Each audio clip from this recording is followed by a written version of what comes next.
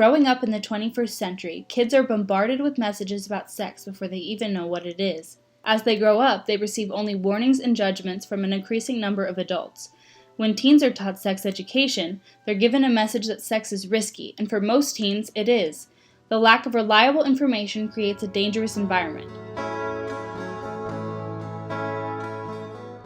I really don't think we have a comprehensive sex ed. So in 4th grade, we have some woman who comes in and gives us the talk. There's a day called a sex ed retreat where you're literally supposed to go off campus to discuss sex ed. And they split up the boys and the girls, and your parents are there and stuff. The act in itself of having to go off campus already makes it something that's unable to have conversations about. I remember everybody was really immature and was like, oh my god, that's a penis on the screen. I think a lot of people laugh at it because it's one of those time-consuming things you just have to get done. The Catholic school that I went to, there was no sex education whatsoever. My high school does not have a sex ed or health curriculum.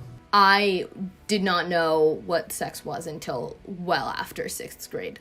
It's important to not dance around the teenager aspect of sex education curriculum, and instead of saying a more broad, this is what's going to happen when you're an adult perspective, bringing it more into the teenager aspect of this, you might encounter these topics now. In high school, they mostly talked about STDs, how to avoid STDs, where to find what symptoms, but I realized that they never went over all the kinds of birth control methods that are available.